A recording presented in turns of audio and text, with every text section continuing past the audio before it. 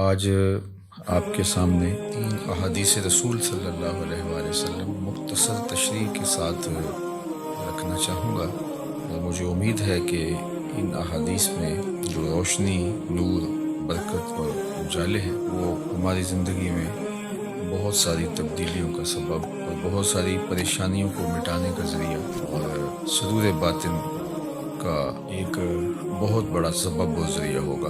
حضرت عبید اللہ بن محسن الانصاری رضی اللہ تعالی عنہ فرماتے ہیں کہ اللہ کے محبوب علیہ السلام نے ارشاد فرمایا، من اصبح منکم آمنا فی سربہ، جس نے صبح اس حال میں کی کہ وہ بالکل امن میں تھا، اس کے ماحول میں، اس کے قبیلے میں، اس کے گھر کے اندر چین اور قرار تھا، کوئی ناگہانی آفت نہیں تھی، کوئی ایسی چیز نہیں تھی کہ جو اٹھتے ہی اس کو بے چینی، پریشانی اور دکھ اور تکلیف دیتی، بد امنی نہیں تھی، وہ آرام کے ساتھ اٹھا، سکون اور طمانینت کے ساتھ اس نے صبح کا آغاز کیا، معافن فی جسدہ، اور اس کے جسم کو کوئی بیماری نہیں تھی، اللہ نے اس کو عافیت سے رکھا، وہ صحت کے ساتھ اور امن کے ساتھ بیدار ہوتا ہے۔ انتہو قوت یوم ہی، اور اس دن کی ضرورت کا کھانا اس کے گھر میں موجود تھا۔ یہ تیسری چیز اللہ کے محبوب علیہ السلام نے ارشاد فرمائی، فَكَأَنَّمَا حِيزَتْ لَهُ الدُّنْيَا بِحَذَافِيرِهَا، تو فرمایا کہ دنیا تمام تر پہلوؤں کے ساتھ، اپنی تمام تر خوبیوں کے ساتھ اس کے ہاں جمع ہے، یعنی اس کو پھر کوئی کمی نہیں ہے اگر اس کو یہ تین چیزیں میسر آ گئی۔ سب سے پہلی چیز کہ صبح اٹھا تو اس کے گھر میں امن تھا۔ انسان کی بنیادی ضرورتوں میں سے ایک ضرورت امن ہے۔ بد امنی، بے چینی اور معاشرے کے اندر پھیلا ہوا انتشار یہ بہت اذیت ناک ہوتا ہے، اور اگر انسان کو اپنی جان کا بھی خطرہ ہو تو اب مجھے آپ بتائیے کہ باقی چیزیں تمام کی تمام میسر بھی ہوں تو ان سے تلذذ تو حاصل ہی نہیں کیا جا سکتا۔ تو انسان کی بنیادی ضرورت امن ہے، اور پھر اگر صحت نہیں ہے تو ڈھیر ہوں دولت کے تو وہ کس کام کے۔ اور تیسری بات کہ انسان کے پاس صحت بھی ہے اور امن و امان میں بھی ہے، لیکن کھانے کو ایک دن کی روزی بھی نہیں ہے، تو ظاہر ہے پیٹ تو تقاضا کرتا ہے۔ بھوک جب ستاتی ہے تو انسان اس کے لیے بے چین ہو جاتا ہے۔ اب کوئی شخص صبح جب بیدار ہوا تو تینوں چیزیں اسے میسر تھیں۔ ایک تو امن و امان کی صورتحال تھی، دوسری چیز ارشاد فرمائی کہ وہ اپنے جسم میں کوئی بیماری نہیں پاتا تھا، خیریت کے ساتھ اٹھا، عافیت کے ساتھ بیدار ہوا، اور تیسری بات ارشاد فرمائی کہ اس کے پاس ایک دن کا کھانا موجود تھا۔ تو فرمایا کہ اس کو دنیا کی کوئی کمی نہیں ہے، وہ شکوہ نہ کرے کہ میرے پاس کچھ ہے نہیں۔ یہ تینوں چیزیں مل گئیں تو اللہ نے اس کی جھولیاں بھر دی ہیں۔ آج کا انتظام اس نے تمہارے لیے کر دیا ہے نا، تو کل کا بھی ہو جائے۔ آج اگر صحت ہے تو اللہ کل بھی عطا کر دے گا۔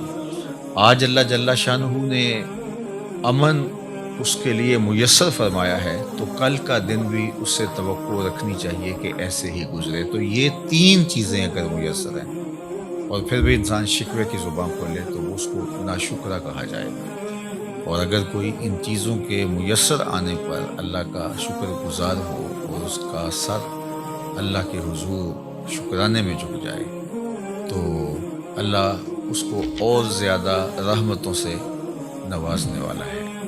تو یہ ایک تو اس حدیث میں ہمیں توکل سکھایا گیا، اللہ تعالیٰ جل شانہ پر راضی رہنے کا سبق دیا گیا، خام خواہ ہمیں واویلا کرنے سے منع کیا گیا۔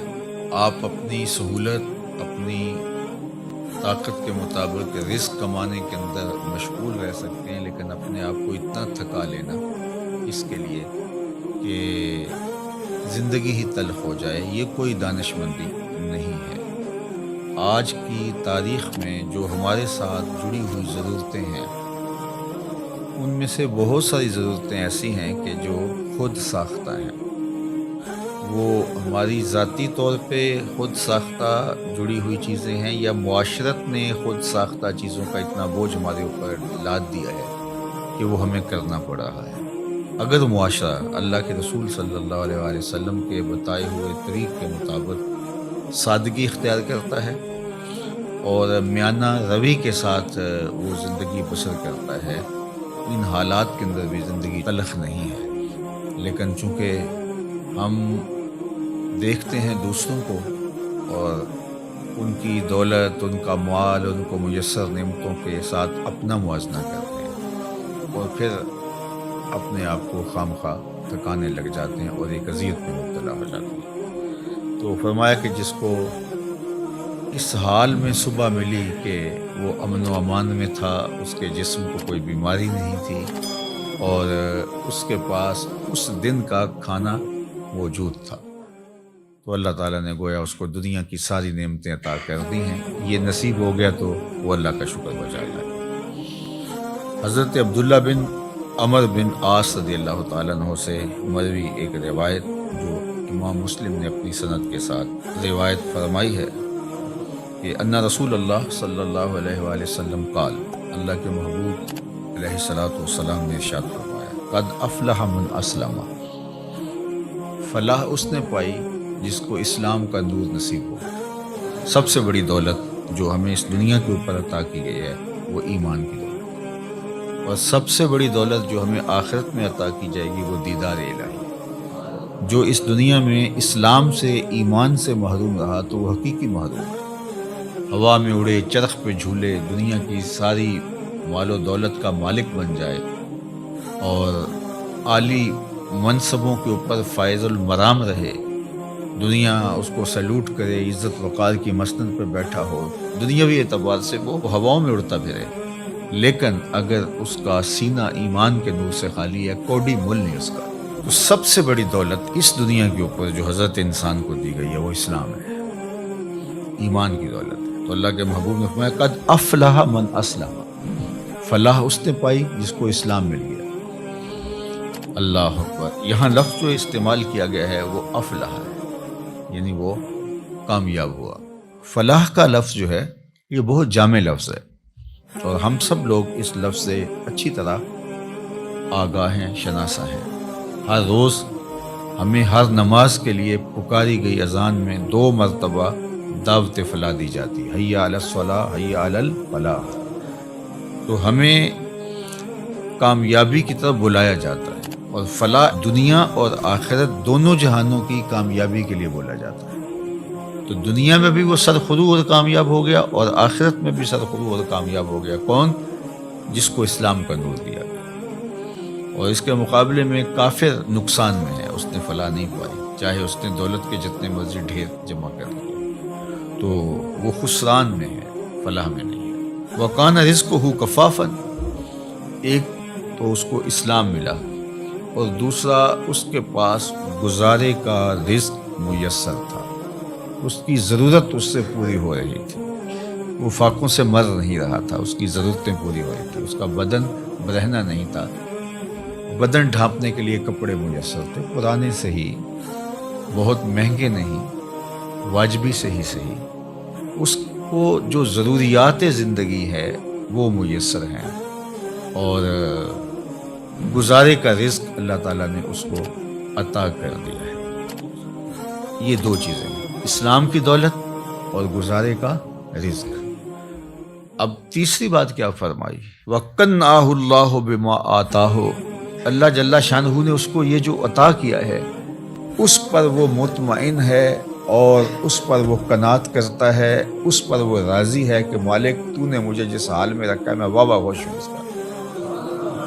اللہ، تو ایسا شخص کامیاب ہو گیا، یعنی ایمان کا نور نصیب ہے، اسلام کی دولت میسر ہے، اور ضرورت کی روزی اس کو نصیب ہو جاتی ہے، اور اس پر وہ راضی بھی ہے، اس پر وہ قانع بھی ہے، خوش ہے کہ مالک میں تیری تقسیم پہ راضی ہوں۔ اللہ سے زیادہ کی اگر وہ طلب کرے اور کوشش اور سعی کرے تو شریعت اس سے بھی نہیں روکتی، لیکن جتنا اس نے عطا کر رکھا ہے اس پہ بھی تو راضی رہے، اس پہ بھی تو خوش رہے۔ اگر نہیں خوش رہے گا تو کیا کرے گا؟ اللہ نے تو جو مقسوم اس کے لیے کیا ہے، جو لکھا ہے وہی ملے گا اس کو، تو اب الٹی چھلانگیں بھی لگائے تو کچھ نہیں کر سکتا۔ تو وہ کوشش کرے، اللہ سے دعا مانگے، اس کی ضرورتیں بڑھ رہی ہیں تو وہ کہے مالک میری ضرورتیں بڑھ رہی ہیں تو مجھے اس کے لیے اپنی جناب سے رزق بھی وسیع عطا کر دے، تو اس میں کوئی حرج نہیں ہے۔ اس کے لیے اپنے کام کو، کاروبار کو پھیلانے کی سعی کرے، کوشش کرے، لیکن اپنے اوپر مسلط نہ کر لے۔ یہ اس کے ذہن، دل، دماغ میں ہونا چاہیے کہ مالک جہاں تو مجھے رکھے گا میں رہوں گا وہاں راضی، لیکن تو کرم کر کے مجھے اور زیادہ عطا کر دے۔ تو پھر وہ جس حالت میں ہے اس حالت میں بھی خوشی کے ساتھ زندگی بسر کر رہا ہوگا، اور اللہ اس کی حالت اگر بہتر فرما دے تو اس میں بھی اس کو خوشی اور شکر کی کیفیت نصیب ہوگی۔ اور اگر وہ قناعت کا نور نہیں پائے گا تو وہ جس حالت میں ہے اس حالت کے اندر بھی وہ دکھی، پریشان، ہر وقت ٹینشن میں ہوگا۔ اور اگر اس کو زیادہ بھی عطا کر دیا گیا تو یہ جو بیماری اس کو لگ گئی، ناشکری کی، ہر وقت عدم اطمینان کی، وہ آگے چلا گیا، میں بہت پیچھے رہ گیا ہوں، تو آگے تو بہت سارے لوگ ہیں، تو وہ کبھی بھی اس مرض سے چھٹکارا نہیں پا سکے گا۔ وہ کروڑ پتی بھی ہو جائے گا، ارب پتی بھی ہو جائے گا، لیکن اس کے نفس کی کمینگی ختم نہیں ہوگی۔ تو نفس کی کمینگی یہ انسان کو توڑ کے رکھ دیتی ہے۔ حضرت فضالہ بن عبید الانصاری رضی اللہ تعالیٰ عنہ فرماتے ہیں کہ انہ سمع رسول اللہ صلی اللہ علیہ وآلہ وسلم یقول، میں نے حضور علیہ الصلوۃ والسلام کو فرماتے ہوئے سنا تھا، طوبی لمن ہدی الی الاسلام، جس کو ہدایت اسلام نصیب ہوئی اس کو مبارک ہو۔ ایک تو طوبہ سے حضور نے مبارک دی، اور شارحین نے لکھا ہے کہ طوبہ جنت کا درخت بھی، تو حضور نے فرمایا اس کو جنت کا وہ درخت نصیب ہوگا۔ اور جنت کا درخت کوئی ان درختوں کی طرح تھوڑا ہے کہ ایک جگہ پہ ہو اور تھوڑا سا سایہ ہو۔ جنت کے درختوں کے اتنے لمبے اور گھنے سائے ہیں کہ سواری کے اوپر بیٹھ کے کوئی چلے 500 سال تک چلتا رہے تو سایہ ختم نہ ہو۔ تو جس کو جنت میں ایک درخت بھی مل گیا تو اس کو جاگیریں مل گئیں، اللہ اکبر۔ اور جس کو پھر باغات ملیں گے تو اس کی پھر کیا نعمتیں ہیں۔ تو حضور نے فرمایا طوبہ، یعنی ایک تو اس کو جنت کا درخت طوبہ نصیب ہو، یا پھر اس کو مبارک ہو، لمن ہدی الی الاسلام، جس کو ہدایت اسلام دی گئی، وکانا عیشہ کفافن، اور اس کی زندگی کفایت کی تھی، جو ضرورت تھی اس کی وہ ہی پوری ہو رہی تھی، بس گزارا ہو رہا تھا، محتاج نہیں ہوا تھا، کسی کے آگے ہاتھ پھیلانے کی نوبت نہیں آئی تھی، لیکن بہت زیادہ بھی نہیں تھا، بس گزر اوقات ہو رہے تھے۔ وَقَنَّعَ، اور اس پہ وہ مطمئن بھی تھا۔ یہ مطمئن ہونا اوقا ہے، چونکہ جس حالت میں وہ رکھے اس حالت میں تو رہنا پڑے گا ہی، وہ کیا کرے گا، لیکن اس حالت میں رہ کے اس پر مطمئن ہونا، اصل یہ وہ چیز ہے کہ بندہ کہے کہ مالک میں تیرے اوپر راضی ہوں۔ اور اگر کوئی بندہ اللہ کی اس تقسیم پہ، اس کے دیے گئے پہ راضی ہو جاتا ہے، تو اللہ کے محبوب کا ایک اور فرمان ہے جو سیدنا علی المرتضیٰ رضی اللہ تعالیٰ عنہ سے مروی ہے، کہ جو اللہ کے دیے گئے تھوڑے رزق پہ راضی ہو گیا، اللہ کے محبوب فرماتے ہیں اللہ اس کے تھوڑے عملوں پہ راضی ہو جائے گا، کہ بندے تجھے ضرورت بھی تھی اور پھر بھی تو میرے دیے پہ راضی ہو گیا، تھوڑے پہ راضی ہو گیا۔ دیکھو اللہ کے ہاں کیا کمی ہے، تھوڑا دے دے یا زیادہ دے دے، لیکن اگر وہ تھوڑا دیتا ہے تو وہی جانتا ہے کیوں دیتا ہے، اور اگر وہ زیادہ دیتا ہے تو وہی جانتا ہے کیوں دیتا ہے۔ بعض اوقات ایسے لوگوں کو اتنا فراواں مال دیا ہوتا ہے کہ بندہ کہتا ہے کہ یار اس کو اتنا مال ہو، اس کو پتہ بھی نہیں ہوتا، نہ اس کے پاس کوئی فہم ہوتا ہے، نہ اس نے کوئی منصوبہ بندی ہوتی ہے، تو وہ جس طرح چھت پھاڑ کے دینے والا معاملہ ہوتا ہے۔ اور بڑے بڑے ملازمین اس کے آگے پیچھے ہو رہے ہوتے ہیں، وہ کسی کام کا آدمی نہیں ہوتا۔ میاں صاحب نے کہا تھا بے وقوفاں دے نوکر ویکھے، دانش مند سے آنے، تو بڑی دولت دے دیتا ہے، اور بعض بہت پڑھے لکھے سمجھدار معاملہ فہم لیکن بیچارے بمشکل اپنا گھر چلا رہے ہوتے ہیں۔ اب یہ اس کی تقسیم ہے۔ ہاں اگر قناعت مل گئی، شکر گزاری کا جذبہ مل گیا، وہ جس کو زیادہ دیا اس کو بھی اور جس کو کم ملا اس کو بھی، تو پھر اللہ کی طرف سے کامیابی ہے، وہ پھر فالح ہے۔ کیونکہ اگر وہ یہ جذبہ دے دے تو پھر گزارے کے رزق پر بھی قناعت، اللہ پہ راضی رہنے کا جذبہ اور توفیق بہت بڑی سعادت ہے۔ اور اگر یہ نور نصیب نہ ہو قناعت کا اور اللہ پہ راضی رہنے کا، تو پھر کروڑوں اربوں کے باوجود بھی انسان ناشکرہ ہی رہتا ہے۔ وہ کہتا ہے نہیں بس چل ہی نہیں رہا جی، آج کل ہیں ہی بہت مشکلات۔ میں ایک دفعہ ایک سفر پہ تھا تو ایک شخص مجھے ملا، کوئی تقریب تھی، اس کے بعد مصافحہ کرتے ہوئے تو اس طرح ایک روٹین کے ساتھ کیا حال ہے، کیسے ہیں، تو اس کے کپڑے کچھ پھٹے ہوئے تھے، لوگ مل رہے تھے تو میں ہر ایک سے پوچھ رہا تھا کیسے ہیں جناب، کیسی طبیعت ہے۔ تو میں نے جب اس سے پوچھا تو اس نے کہا اللہ کا بڑا کرم۔ جب ہاتھ اٹھایا تو یہاں سے اس کی قمیض پھٹی تھی، لٹک رہی تھی، تو اس کے اس انداز سے میں رک گیا اور میں اس کو کہا کہ آپ مجھے دوبارہ ملیے گا، جب لوگوں سے ملاقات ہوگی تو پھر میں نے کہا اور سنائیں کیسے ہیں، تو کیا کر رہے ہیں؟ تو وہ کہنے لگا کہ میرے پاس 6 کنال زمین ہے، اس میں تھوڑی سی کاشت کر لیتا ہوں، اور اس زمین سے میں نے 10 مرلے جگہ مسجد کے لیے وقف کی ہے اور میں خود مسجد بنا رہا ہوں، بس آپ دعا کریں کہ اللہ کا گھر بن جائے۔ وہ تھوڑا تھوڑا کماتا ہوں، کچھ بچوں کو دیتا ہوں اور کوئی بچتا ہے، اور کوئی اور بھی اگر تعاون کرتے تو اس کی مہربانی، ورنہ میرا عزم ہے کہ اس کو بنانا ہے۔ تو وہ کوئی عالی شان دنیاوی اعتبار سے تو نہیں بنے گی، لیکن جیسے بھی تو میری بس آرزو ہے کہ میں زندگی میں مسجد کو مکمل ہوتا دیکھ لوں بس۔ اب اس نے ہاتھ کھڑا کیا تو یہاں سے پھٹی ہوئی قمیض لٹک رہی تھی، لیکن ایسے ہاتھ اس کا، اللہ کا شکر ہے۔ میں کہتا ہوں یہ شہنشاہوں کو بھی نصیب نہیں ہے، جو چین کی نیند اسے آتی ہوگی کسی اور کو آ سکتی ہے۔ تو اللہ پہ اگر آپ راضی رہنا سیکھ جائیں تو پھر جس حالت میں ہوں گے تو اللہ آپ سے راضی ہو جائے گا، اور اگر نہیں سیکھیں گے تو اربوں خربوں کے بعد بھی وہ بعض کروڑ پتی ارب پتی ان سے رواجن ہی پوچھتے ہیں جناب کیسے حال ہے، وہ کہتے ہیں چل ہی رہا ہے، اور وہ کہتے ہیں اللہ کا فضل ہے۔ تو اس کے چہرے کے اوپر پھیلی ہوئی خوشی، اس کی جو باڈی لینگویج ہے وہ بتا رہی ہے کہ یہ شخص کتنا خوش ہے اپنے رب پہ، اور دوسرے کی باڈی لینگویج بتا رہی ہے کہ یہ کروڑوں اربوں کمانے کے باوجود، حالانکہ جب مہنگائی ہوتی ہے، حالات تلخ ہوتے ہیں تو ان لوگوں کی اور چاندی ہو جاتی ہے، لیکن وہ کہتا ہے بس چل ہی رہا ہے، یعنی اس کی آواز ہی نکلی چل ہی رہا ہے۔ تو اس لیے اللہ پہ راضی رہنے کا مزاج پیدا کریں۔ اس نے یہ تھوڑا کیا کہ ہمیں زندگی دے دی، اس کا یہ تھوڑا کرم ہے کہ اس نے ہمیں صحت عطا فرمائی، اس کا یہ کتنا کرم ہے کہ اس نے ہمیں اسلام کا نور اور جمال عطا کیا۔ باقی ہماری ضرورتیں تو پوری ہو رہی ہیں، ہمارے اوپر تو اس کا کرم می کی طرح برس رہا ہے۔ یہ تو ہمارے مطالبے زیادہ ہیں، ہماری خواہشیں بڑھ گئی ہیں، اس لیے ہم پریشان ہو جاتے ہیں اور ہم دائیں بائیں دیکھتے ہیں۔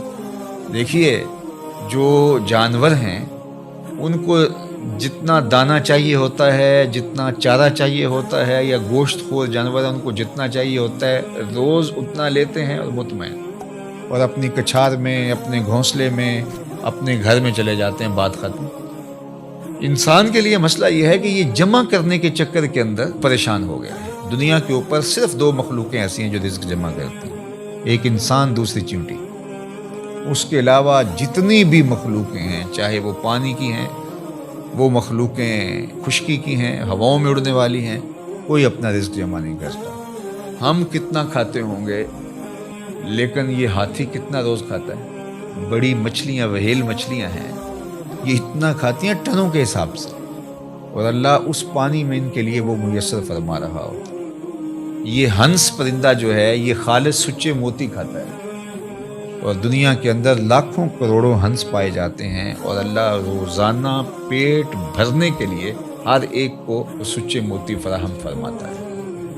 تو ہم تو خام خواہ پریشان ہو گئے۔ ہاں ہمیں سائی کرنے کا کہا گیا ہے، محنت کرنے. وہ پرندہ بھی اڑ کے جاتا ہے, شیر بھی اپنی کچھار سے نکل کے شکار کرتا ہے, سائی وہ بھی کرتا ہے. تو اللہ جل شانہ ہمیں قناعت کا نور عطا فرمائے, اور اس نے ہمیں جس حالت میں رکھا ہے اس میں کامل مکمل اطمینان عطا کرے, ہماری ضرورتوں کو اپنے فضل سے پورا فرمائے. اور اس معاشرے کے اندر جس طرح معاشرتی نظم بن گیا ہے تو ہماری کچھ مجبوریاں ہیں. کسی نے بیٹیوں کی شادیاں کرنی ہیں تو ظاہر ہے کہ وہ چاہے بھی کہ میں بالکل سادگی سے کروں, لیکن ادھر سے مطالبے اور بہت کچھ ہیں, ہم اچھی طرح اس کو سمجھتے ہیں.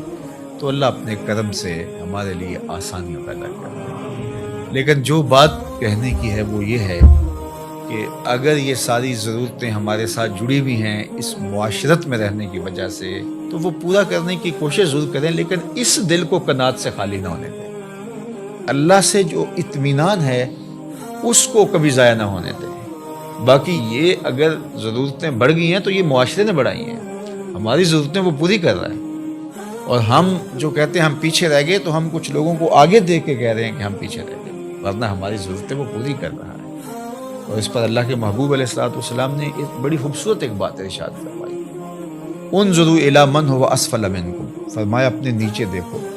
نیچے دیکھنا شروع کر دو گے تم سکون میں آ جاؤ گے, اور جب آپ اوپر دیکھو گے تو آپ جہاں بھی چلے جاؤ گے تو کوئی اور اوپر ہوگا, تو اس کو دیکھو گے تو آپ کہو گے کہ میں پیچھے رہ گیا ہوں. حتیٰ کہ وہ جو دنیا کے ٹاپ 10 لوگ ہوتے ہیں, دنیا کے 10 امیر ترین لوگ, تو وہ بھی جو آگے والا ہوتا ہے اس کو دیکھ رہے ہوتے ہیں کہ میں ان میں بھی جو ہے وہ ٹاپ پہ آ جاؤں.